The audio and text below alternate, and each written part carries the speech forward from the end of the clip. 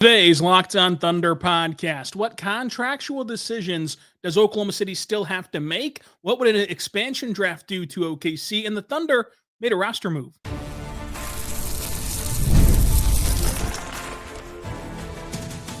You are Locked On Thunder, your daily Oklahoma City Thunder podcast. Part of the Locked On Podcast Network, your team every day.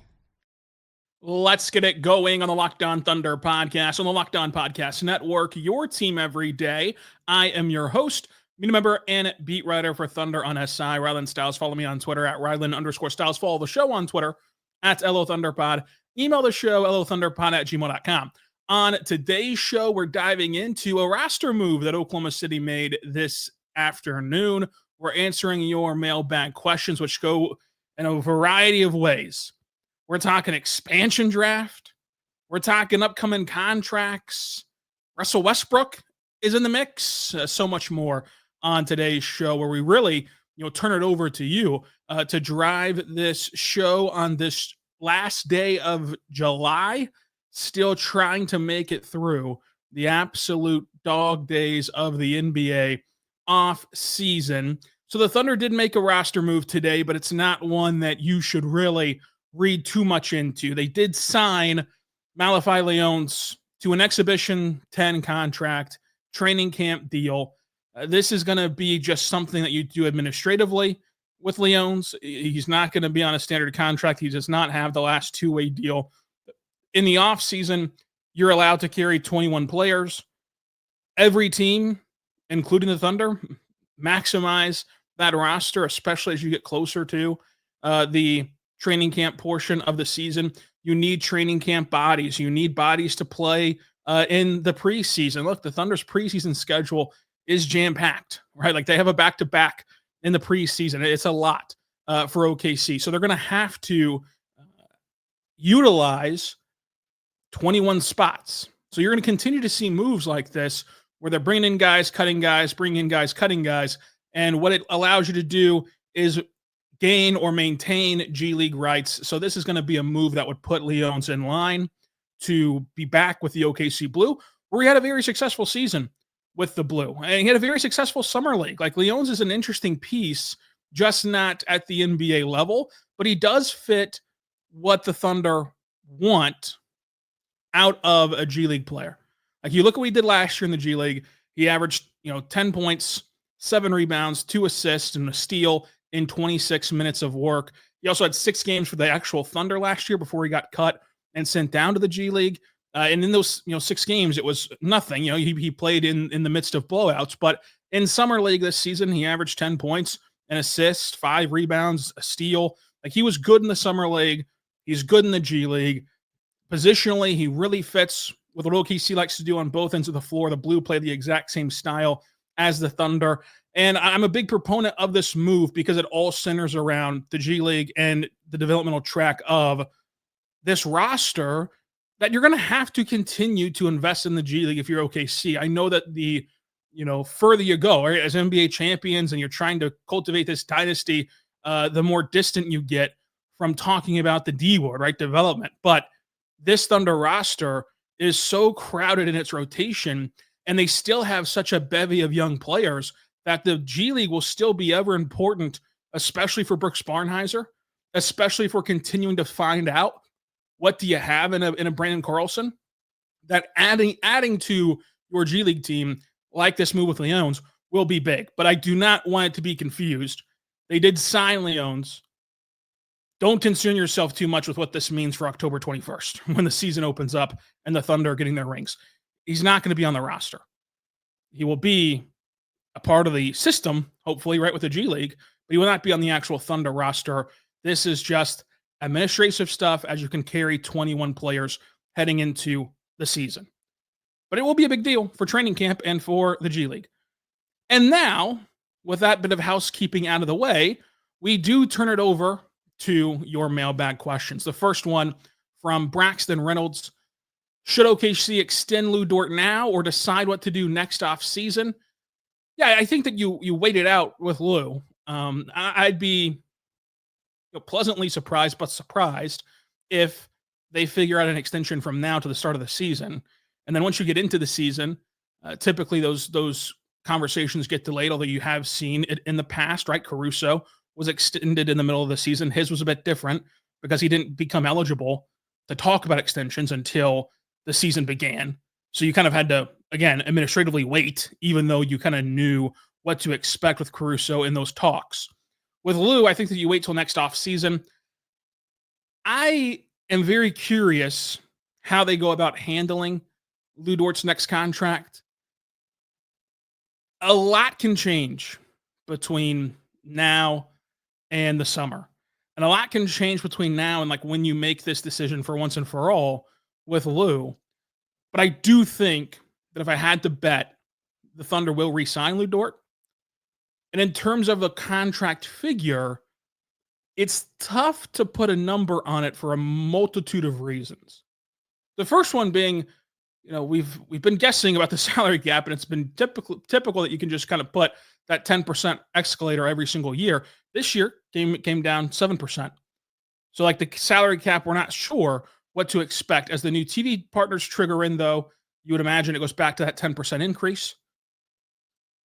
And you don't know what is at play in terms of the player and their agents. There's a world in which Lu Dort wants to get the biggest contract possible. And as the best, or at least one of the best, 3-and-D options in the NBA, that can get pretty expensive. There's also a world in which Lu Dort says, you know what? This has been the only organization I've ever known. They've treated me exceptionally well my entire career. However this season ends, you expect it to end second round, conference finals. You expect it to end deeper in the playoffs. We've put together a string here of runs. Let's just make this work for both sides, where Lu Dort gets a bit of a bump as they paid him earlier than they had to on his previous deal, but not so much of a bump that it kind of becomes untenable for both sides. So you just don't know, and that part's tough to project.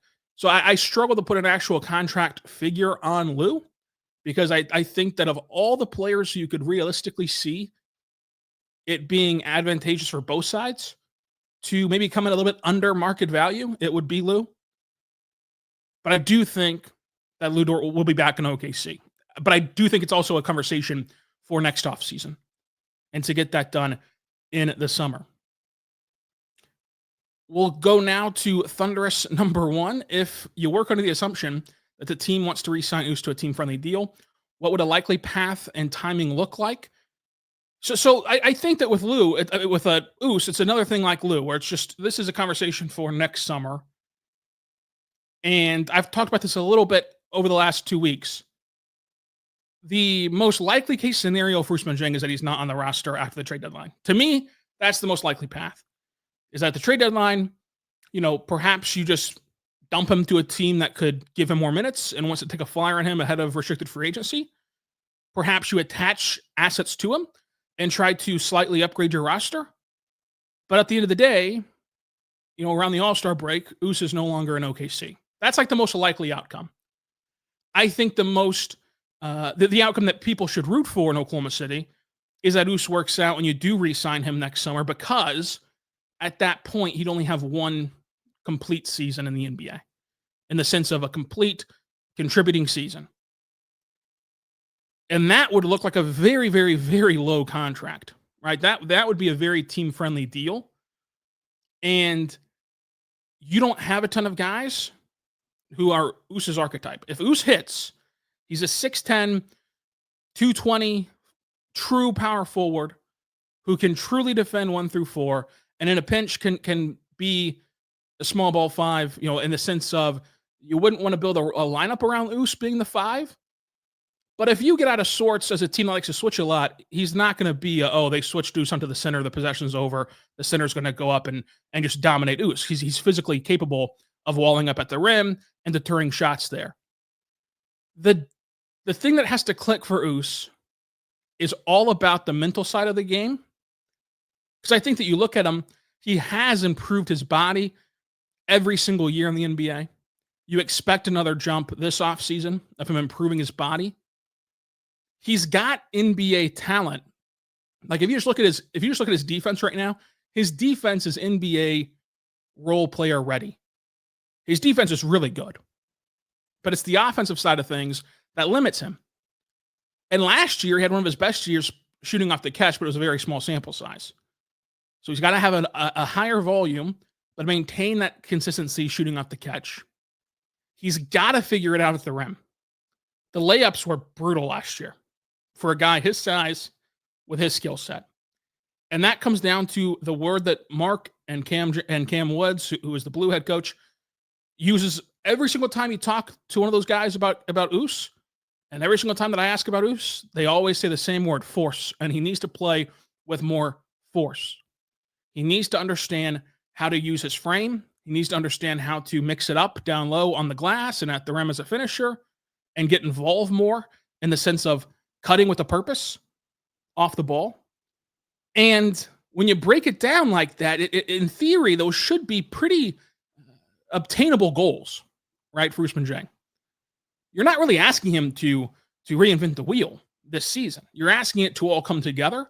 And if it all comes together this season for Ous, then in the summertime, you can re-sign him to a contract that looks very similar to an AJ Mitchell. Not a one-for-one comparison, but it's like when you really break down AJ Mitchell's contract, $3 million a year for AJ Mitchell, I mean, that's nothing.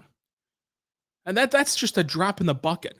And you can get Ous on a deal like that because of this new CBA. And that's some of the ways that the new CBA, I think, is not being talked about enough of how it helps OKC. Teams can't afford to see Ous play one good season and then throw a massive contract at him. They just can't. Because if you're wrong, it's debilitating. If you're wrong, it crushes you. So they're going to have to give Ous a reasonable contract, which OKC can match. Or Ous is going to have to sign a flat-out team-friendly deal with OKC as a restricted free agent. So again, I think the most likely outcome is that nothing comes of this, and that Ous is just not a part of the team whenever the calendar flips over the 2026-27 season. But those are the areas in which Ous can carve out a role for himself and how it can be advantageous for him to do so for OKC. And from a Thunder side of things, you're going to have to balance, how are you going to get him on the floor with such a crowded rotation, with such a crowded roster? And the cost benefit of, perhaps trotting Ous out there and some of these developmental players might cost you a game, right? Might cost you in the win-loss column, but on the backside pays off in a big way to just have the answer to the test of can Ous be someone long-term for you? And Mark's done a good job of balancing that, of playing developmental players, seeing who they are, what they can bring to you without it costing you games. But as the West gets tougher and thus your schedule gets tougher, that'll be an even harder job to do, especially whenever you're choosing to play these guys over players who can play, players who can help. But I do think that they're going to do a decent job so long as he stays healthy. That's been another thing for Ous. He's not been able to be healthy. As long as he stays healthy, he should be able to get into the mix enough to where you can make this evaluation properly by the trade deadline. So I wouldn't be surprised to see his minutes almost get front loaded to the start of the season and just kind of decide it then and there. Thrown into the fire doesn't feel like the right way to put it because he's a guy who was drafted in 2022, so you've seen him play for a little bit here. But thrown into the fire, for lack of a better word, early on in the season and just kind of let him sink or swim. Coming up, we'll answer more of your questions, including about RUSS, including about the expansion draft, and so much more, all coming up. But first, I want to say right now, but good friends over at Monarch Money, go check out Monarch Money today, because if you ever wish that managing your money felt easier with Monarch Money, it can. Whether you're growing your savings or planning a big purchase, Monarch Money puts you in the driver's seat for your goals, and it is your personal CFO. It gives you full visibility and control over your finances. Monarch Money is more than just a budgeting app. It's a complete financial command center. You can track all your accounts, your investments, your spending in one place. So in addition to managing your money, you can start building your wealth. I love the fact that they keep track of the subscriptions. I cannot tell you how many times I've checked Monarch Money and realized that I'm on the hook for a subscription that I haven't used since the Polk administration. I don't need that anymore. I don't want that. I forgot it even existed. And they help you get those out of your rotation. They help you save money. So take control of your finances with Monarch Money. Use code LOCKEDONNBA at monarchmoney.com for 50% off your first year. That's monarchmoney.com, code LOCKEDONNBA for half off of your first year. We're back on the Locked On Thunder podcast on the Locked On Podcast Network, your teams every day. We're here talking about the Oklahoma City Thunder, and the next mailbag question is from Michael. Is there any reality where Russell Westbrook comes back to this team, maybe just a few minutes a night, or not even every night, like Kenny Hustle's role? No. I get it. Russell Westbrook is your first love. If you're listening to this podcast on July 31st in the year of our Lord 2025, you love the Thunder. You eat, sleep, and breathe the Thunder. This is your biggest hobby. I mean, if you care that much about the NBA that you're listening to a basketball podcast in July, you are my favorite person in the world, but also you're a basketball sicko. You're a Thunder sicko. You're a junkie with the NBA. And Russell Westbrook represents something special for you. He's the guy. He's the franchise icon. But at some point, you got to move on. At some point, you got to stop sleeping with Mr. Cuddle Bear, right? At some point, that G.I. Joe action figure, it's got to go away. That Buzz Lightyear toy's got to go in the toy box for good. Move to the garage, collecting dust, fading into just memories, pressed between the pages of your mind of what once was a very joyous time in your life. A more carefree time, a more loving time, a simpler time. But that day comes for everybody and everything. And the day's there for Russell Westbrook in OKC. The thing about Russell Westbrook, the next time that he signs an OKC to me is like if he does a 1-day contract with the Thunder one day and officially retires from the league as a member of the Thunder, an organization that will forever embrace him, forever roll out the red carpet for him, and whatever he wants to do post basketball, like they'll carve out something for him if he wants it. They'll have a statue and a jersey retirement and yada yada yada for Russell Westbrook. But the days of him donning a Thunder jersey and running out of that tunnel and playing in the Paycom Center, they're gone.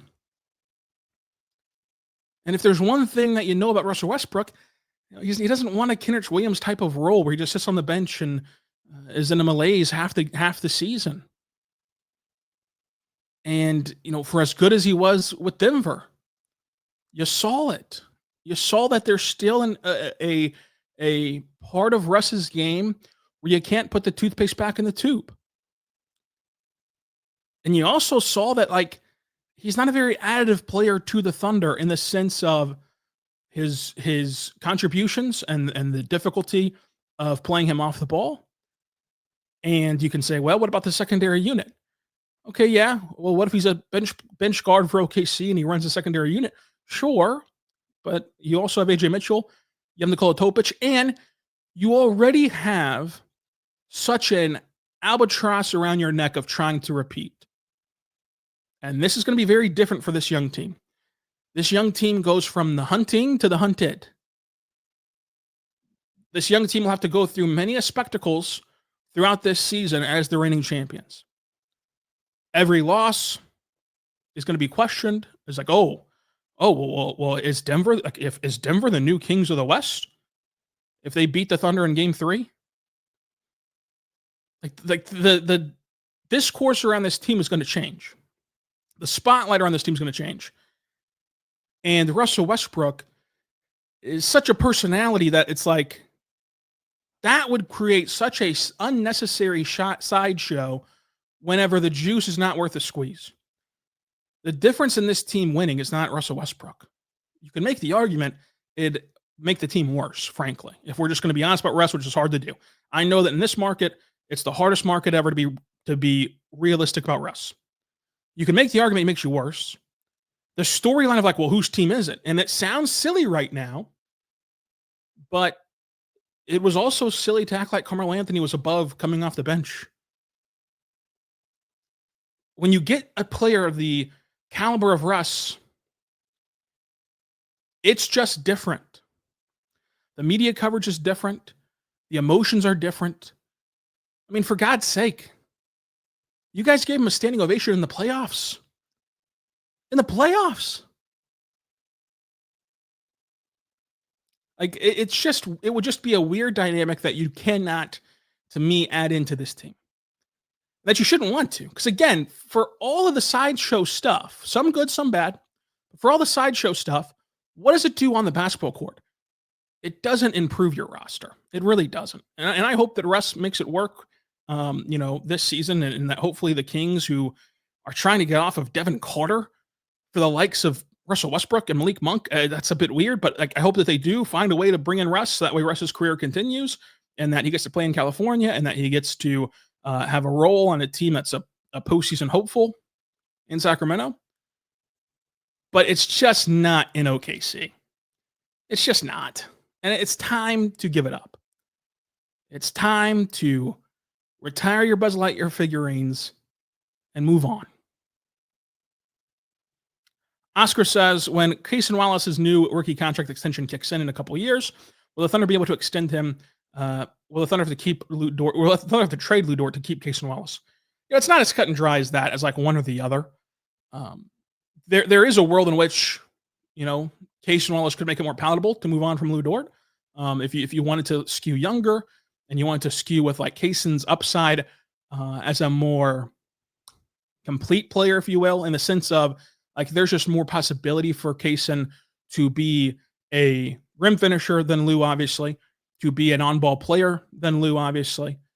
But Lu is above where Cason is as a three-point option.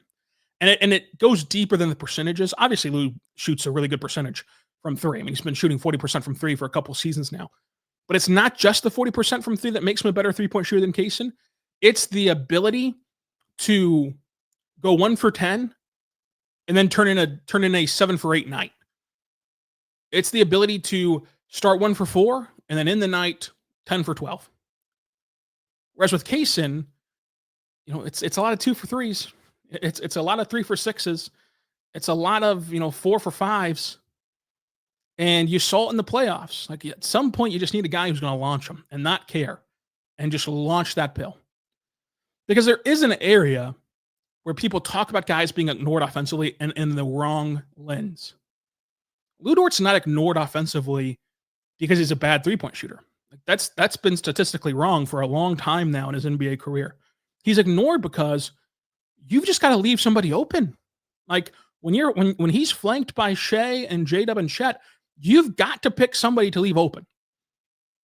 And that somebody that you pick has to be more than willing to, the second that their hands touch that basketball, launch it. And Lu is that guy. Lu has that in him, where guys like Cason Wallace, guys like Isaiah Joe, they're not as sure, right, whenever they get that pass out. Their brain isn't just a simple, hey, got the pass, let's shoot it.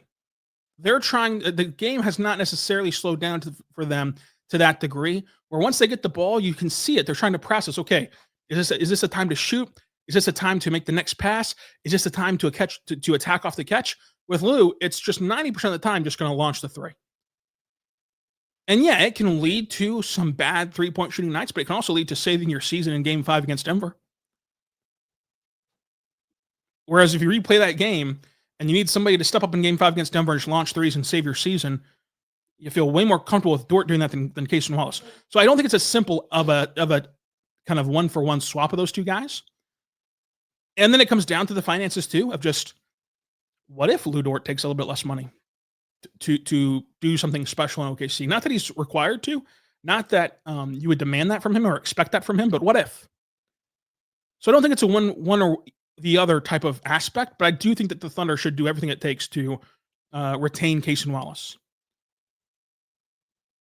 So that's kind of where I'm at on Cason. I know that some people don't think that Cason will be here past this first contract. I think that would be a missed opportunity, but it is going to get tough. And you're going to have to start making some decisions on some of these guys at this portion of the roster. It's not so much the big three that you're making decisions on. It is the spots, what we ranked yesterday. It's the spots, 5 through 8, 5 through 9, who you're making decisions on. And that you gotta be very sure in your decisions, and you've got to replace them very adequately with how you handle the move afterward. So coming up, let's talk expansion draft. If it happens, who should the Thunder protect? What would that look like for OKC?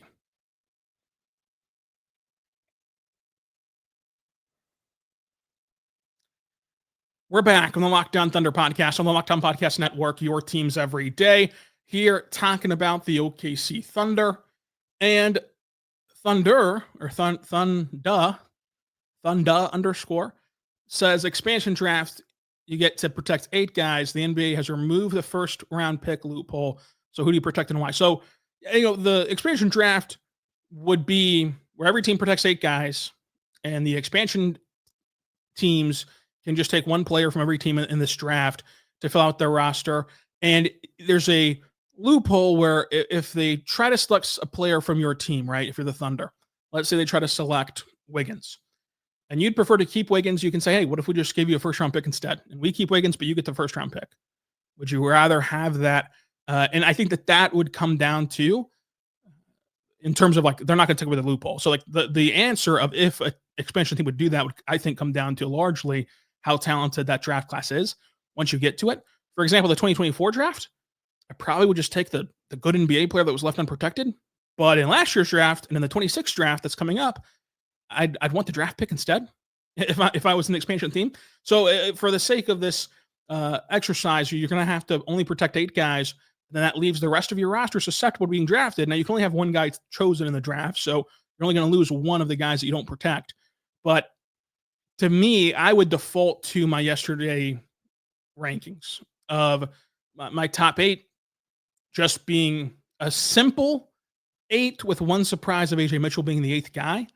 But past that, you're looking at protecting your top players of just Shea, iHeart, Lou, Caruso, Chet, J-Dub, and then you also got AJ in there.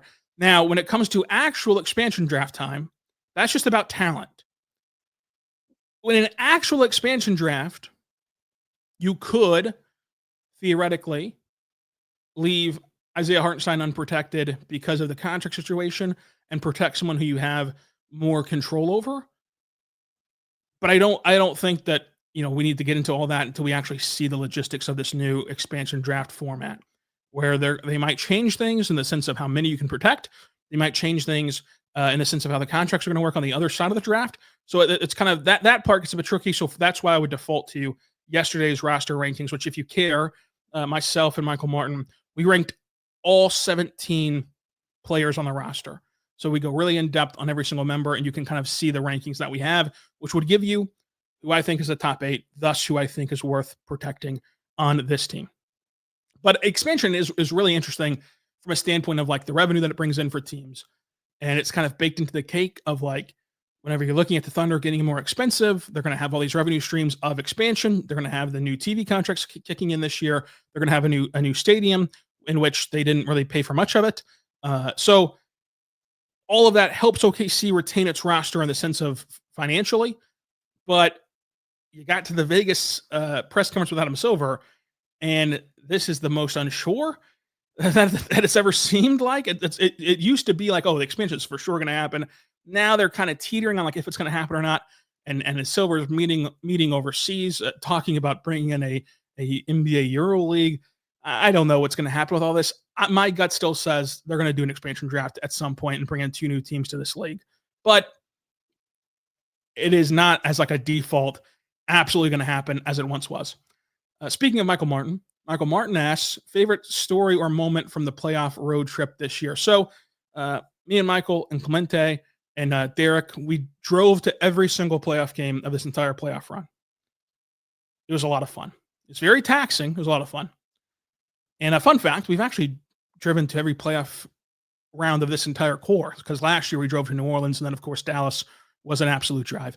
But a favorite moment was probably having Barry Trammell on the way back from Game 6, just because Barry is a absolute character, and he tells some great stories, and just the way that Barry talks is very soothing, very comforting. At least where I'm from. I mean, Barry and his stories were great. There is a. I'll share the story. I don't think it's gonna be very funny retelling it. I'm no comedian, but in the moment it was very funny. We were sitting at a Starbucks drive-through, and I pride myself and think of myself as a marathon driver, so I tried my very best to drive the full ways as much as I could. I did a great job. I'll be honest with you. Great job to Memphis. Great job to Denver.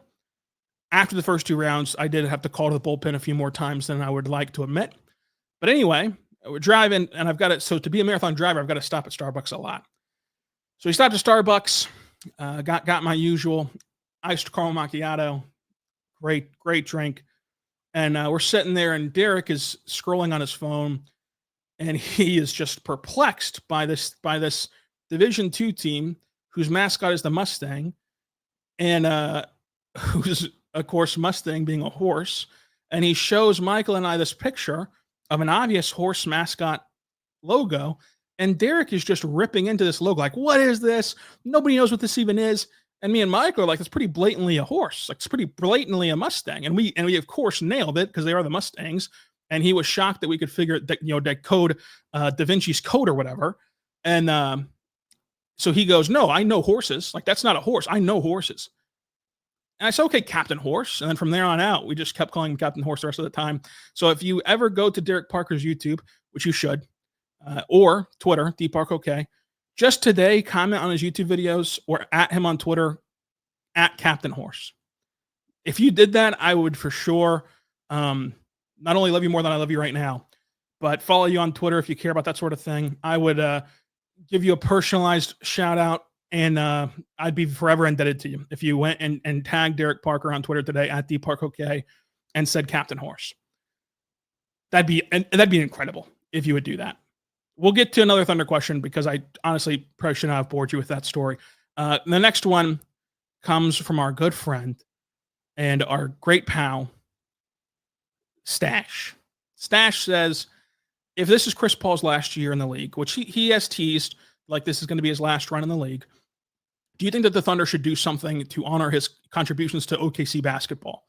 So obviously, he played for the OKC Hornets. And Stash was wondering if they should kind of hang up his OKC Hornets jersey in the event that the Pelicans retire his number to complete his legacy.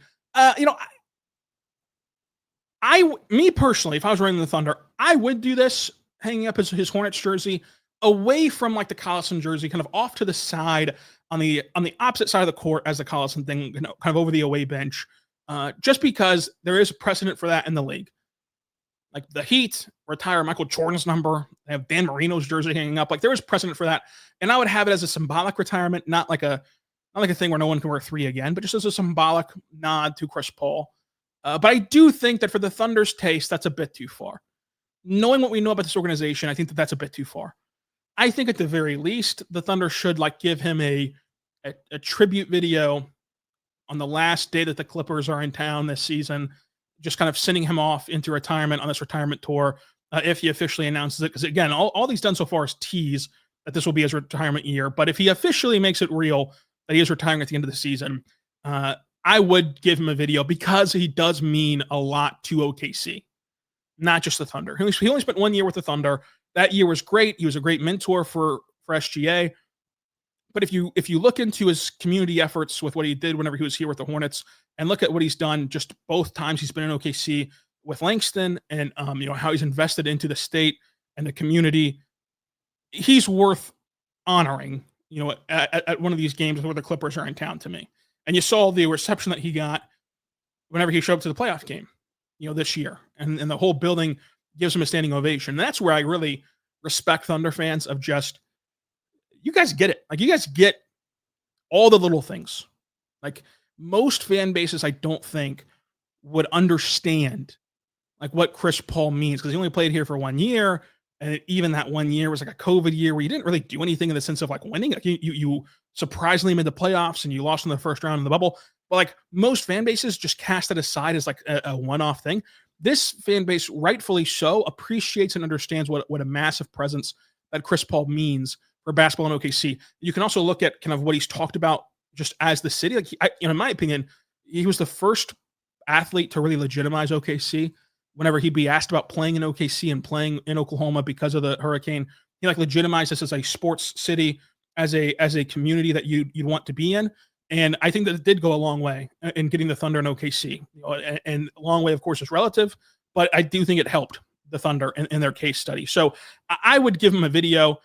I don't think that the jersey thing will happen just because of what we know about the Thunder, but I do think that the video thing could potentially happen and should happen for me. If I was running the ship, which I'm not, but if I was pulling the strings like the Wizard of Oz or whatever, I would give him a video in his last game in OKC.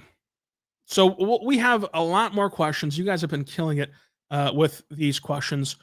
We can answer some more of them and ask for a new batch of them to end the week. So let me know down below if you have any questions, comments, or concerns for this show. We also have our squad show coming out on Friday. That's going to be so much fun. I just cannot wait to chop it up with all of the Locked On NBA hosts and see what we get into. And whenever you have our crew involved in July, it can go any direction in the world. So make sure you check out our squad shows with all of our hosts, a roundtable format podcast, kind of a looser fitting podcast as well. Until next time, be good and be good to one another.